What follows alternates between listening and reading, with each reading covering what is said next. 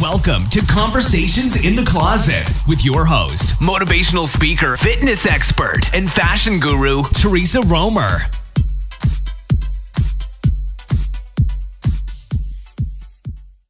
Welcome to Conversations in the Closet. I'm Theresa Roemer, along with my co-host, the famous Michael Pearce. Hello, y'all.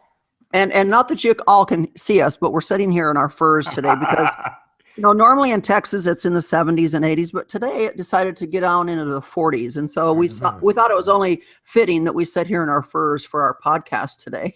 It's cold. Skinny people have no fat to warm us. I wouldn't know about that, Michael Pearce. I wouldn't know about that. That lies. So Michael Pearce and I had an amazing weekend. We rang in the new year together. We had an amazing event at my home. It was a New Year's Eve rockin'. It was a blowout bash. That was so huge. Every time I walked to a different room, you could hear people going like, "Are you kidding? Are you kidding?" My favorite was when we got on the dance floor that is suspended over your swimming pool under this huge 1,000-person tent. And then everybody's dancing to the band and the music's all great. And I look over, I'm like, that's actually a live band. You have a live band sitting on your pool performing. It was phenomenal. Really So you thought it was a DJ? We all did. Several of us did. We're like dancing, like, oh my God, this is a great DJ. We're like, yeah, that's a human being.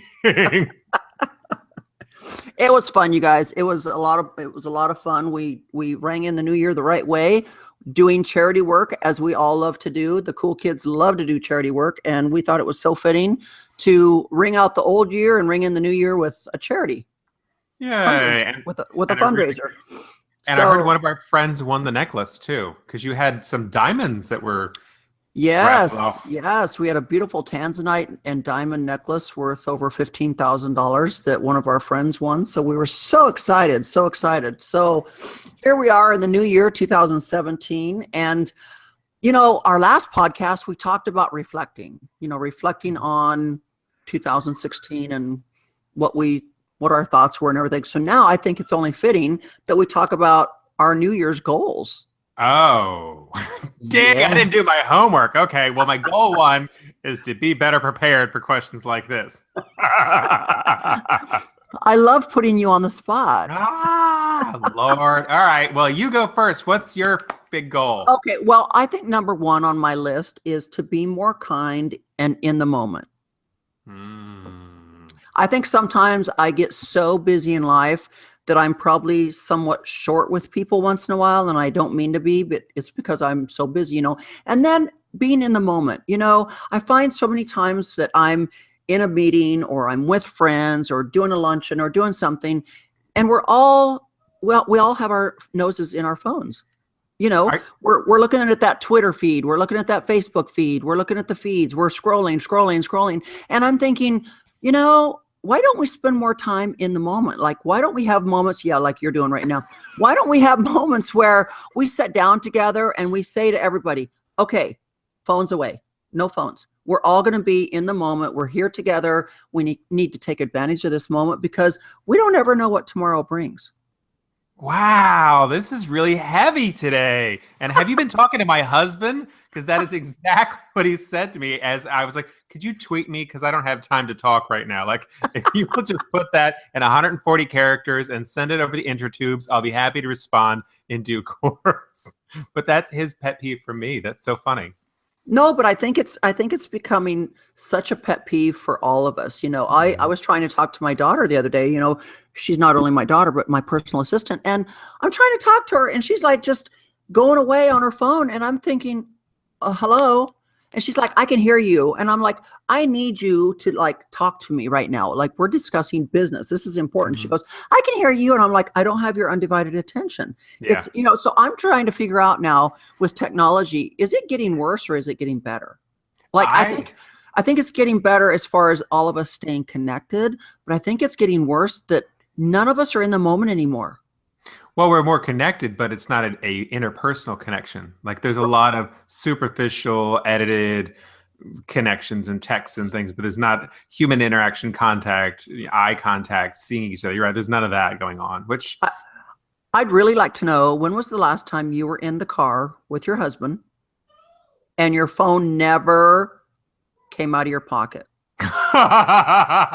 When did they invent cell phones? What year was that? See? Oh, it's funny because he hates driving and I love driving. And we have really fun cars. And so I'm always happy to drive. And for the past few years, he's like, I will just drive so that you can text or Facebook or what else. So that's what I do most of my stuff. My dog is howling like he does. Mm-hmm. My daughter has gotten bad about it. She has actually taken my phone and she will actually use those words. She's like, Daddy, be here, and take the phone from me. I'm like, oh. But I got them iPads and now they're just as bad as me. See, now you're encouraging that, So number 2 on my list was get more rest. Oh, that's a good healthy one. Because I think sometimes I'm going 900 miles an hour, and just like this past week, I was so fast and furious that I ended up getting sick. So I think sometimes I need to get more rest. Another one was to try to grow my brand and my business to another astronomical level. These are good goals. You got some immediate short-term ones, some long-range ones. And then I want to take more trips with my husband because I reflected back and I thought, you know what? We haven't really been on an amazing trip together for 3 years. Really? Yeah, because I've been so busy growing my business and he's been so busy, and everything that it's literally been 3 years since we've taken a really great vacation. And, we used to take 2 major vacations a year. And I'm talking major where we were like gone for 3 to 4 weeks. Oh, wow. Yeah, and we haven't done that in over 3 years. So I think this year I'm vowing that we need to take a couple really good vacations this year. And then my last one is that I want to get into even better shape. What? What? No, but I think everybody should have an android now. What are you going to do? Are you kidding? I just think everyone should have that on their list because with obesity on the rise, I mean, even though I'm in good shape and I have a decent body, I don't want to lose it. I don't want to fall into that gaining 30 pounds this year and becoming one of the statistics of being obese or something. I just want to be healthier, live longer, I'm with you on living longer and like cryogenics. Yes, puppies, would you stop? My dogs are very excited about your list this year. I'm with you on the eating healthier, being healthier, but you're in amazing shape. Lord, that would not make my list. It has not been on my list for a number of years. So what's on your list? Well, number 1, no longer making lists. I hate to not achieve a goal, and I try to achieve every goal I set out. So now I reduced the list, but I do have a conscious effort to be more present. Is actually one that would be on mine. To be there with the husband. I'm jealous of the trip thing because we haven't taken a trip since the kids were born. We used to take at least one big Europe kind of trip, and sadly, my husband looked to me literally a couple nights ago and said, I just booked our trip. I'm so excited. And I thought, oh my God, we're going to Paris or Switzerland or Milan or something exciting. I'm going to that rat trap place with the princesses. Where's that? Disneyland, Disney World, whatever it is. Oh my God. You need to make sure you pack plenty of Valium. I am going to wrap myself in Purell, get a bubble and a taser. Get away from my kid. Don't touch my kid. I'm mortified. I'm like, so that's our yay trip. So yeah. Well, no. You did have a little getaway this past year where you went to the Bahamas with some friends. So that was a nice getaway. Wasn't that for your anniversary or something of the sorts? I don't even remember what it was for, honestly. It was because a friend had a place and said, I actually told her today, I'm like, I'm going to go there tomorrow if you don't mind. And you had a big trip out in the islands too. I saw photos.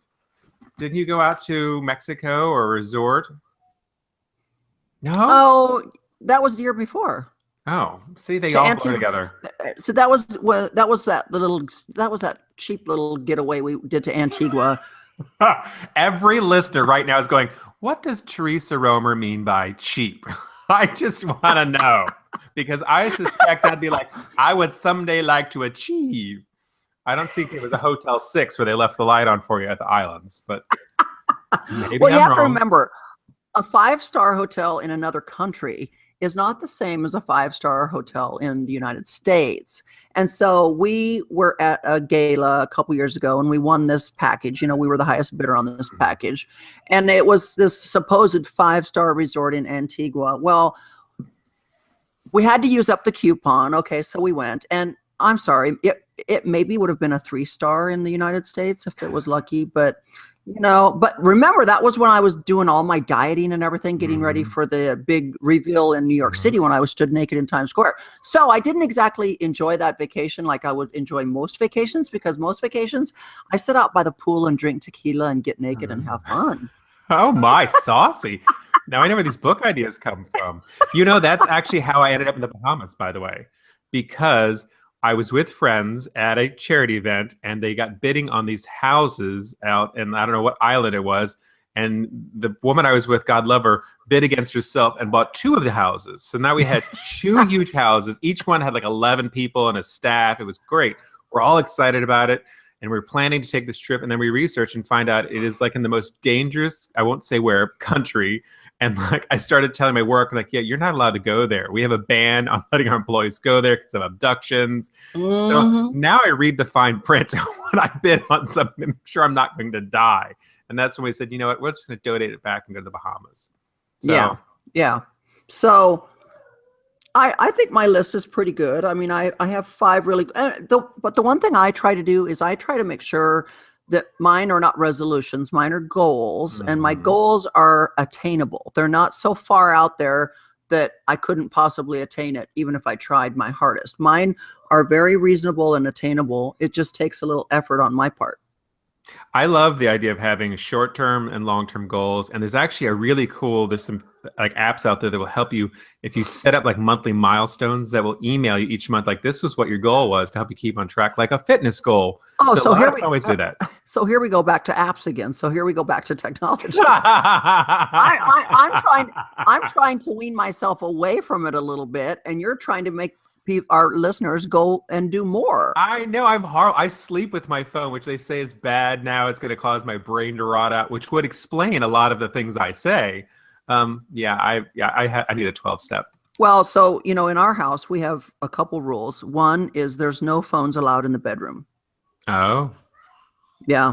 Okay. Like, so if I go in there and watch TV, like during the night while my husband's watching football or something in the living room, I have to make sure my phone goes back out of that bedroom before we go to bed, because phones are not allowed in our bedroom. That's a no. And so I was noticing this morning when I was watching the Today Show that 2 of those hosts on the Today Show literally deleted their Twitter apps for at least a week. They're trying to clean up their lives a little bit, because they also have found that they are so wrapped up in their Twitter accounts and their Facebook accounts and everything that they're missing out on moments with their friends and with their kids and stuff. The one host, she said, I have 2 young children and I feel like I'm spending more time scrolling through my Twitter feed than I am paying attention to my children. I am shocked that she doesn't have an assistant handling her social media. What is wrong with her? I am appalled by this story. The shame of it all. Get that woman an assistant. She should not be scrolling. Someone should scroll for you. No, but she said she would actually scroll down and see an article, and then she would read that article and then go back and read the article before that one and the article before that one. And she said it got so ridiculous that I got sucked into this big black hole. And, she said, and then you get so sucked into it, you can't put it down. Yeah, and you wake up like 3 hours later and you look at the time and you're like, oh my God, where did time go? Because you just get sucked into that black hole of thinking you've got to read everything on these feeds all the time. And so I literally am this year going to try even harder to spend less time on social media. I'm going to be doing it as a business, like I need to for my brand, but personally, I'm limiting myself to so many hours a day because I feel like life is going so fast and I'm probably not living in the moment. And that's not fair to the loved ones around us. Oh, well, there's an app that'll do that for you. The loved ones and posting, whichever you want to unload, because you can't do both. If you want to, like, Dear God. See, listeners, this is where Michael and I always fight because, I'm trying to help my listeners declutter and spend more time in the moment. And he wants you to all download more apps and spend more time. I'm the one that wants you to go out there and exercise and get healthy. He's like, no, just suck it out. Don't even waste the energy. That's right. Why waste that time? You could be scrolling through Twitter when you're at the gym. Don't you agree, puppy? Thank you. So that's how Michael and I always differ. I mean, like, we're so alike and yet we're so unalike. I mean, yes, it's very true. This is where the good, interesting fights come from. It's funny. You say you have no phones in the bedroom. I would be 100% on board with that. My husband would be the one who would have a problem keeping up that promise. And it's not that he's on Facebook or any social media sites, because he's rarely on them. He goes in to check what horribly embarrassing things I've said, just so that he knows how to prepare himself for the next day's work. But that's really all he does. But anytime we're watching TV or doing anything, even having a conversation, he immediately has to research whatever it is. Like, we watching show and he'd be like, oh, wait, I know her. And I will look over and he's like Wikipediaing or Googling the actress. So he is a junkie, but in a very different way. Like, his is a brainy, intelligent way. So his is research. Yeah, but it's bizarre. Like, he'll I want to find out. There's a car on there. He's like, I wonder how much that car costs. Okay, so his is research, yours is gossip. You're surprised. I am live tweeting with the Real Housewives every chance I get. Because I was going to say, I never see your husband on any messages, hardly ever. Like, I thought Matt was like so against social media because I hardly ever see him on there. He's never on, and he works in communications. And it's funny because I tag him in our posts, and so a lot of people think that he's on as much because I'll tag him in the stuff that's going on, and he only goes on to see what I've tagged him in so he can respond to how people talk to him. Yeah, he's your ideal. He lives his life in the moment, but he has other issues. Like, he's addicted to Pokemon, which normally I would be all against, but it's an activity he does with our daughter, and they love it. It gets them out walking. They spend the day at the park, and they're bonding over this game that bores me to tears. Like, I hear the music and I start to shriek. So technology's not all bad. So with that said, we're not going to let you go without giving us at least one good 2017 goal. Well, I'm making you say it on air because I'm going to hold you to it. Oh no. Accountability. Is this going to be like the Trump thing where you're going to make me get bright orange if I fail it? Yes. Because I had, and I'll admit this, I had made one of mine to do that 30-day challenge that one of our friends has done to be healthier. Because I really am about being healthier, not about losing weight or getting skinny. I'm trying to be healthier. I have adopted that. You've rubbed off a little on me. So I was going to do that, get rid of processed foods, flours and white flours and sugar. And then someone sent me a box of one of my favorite cookie designers in Houston, and I made it 3 minutes. 3 minutes into New Year's, and I ate the entire box. And I don't have a stomach, so I literally made myself sick eating them. So come on, fess up. Right. What's the goal? What would be my New Year's goal? I want to say be present with the kids, but it's not a measurable one. Do more and do less. So I would do more with my family and the things that are important, and less distractions on the things that may be important and important to other people, but aren't necessarily important for me or my family, because that has been a big problem for 2016 that I had, and one of the things that I've said I was going to focus on this year. Amen. Lord, that was like, I feel like I gave birth. That was so stressful. My God. I could almost feel the sweat protruding from your forehead. My fur is going to get cleaned. I'm so proud of you, because I know that in 2016 I saw you stretch way too thin doing things that really weren't as important as your kids and your family are. I so agree.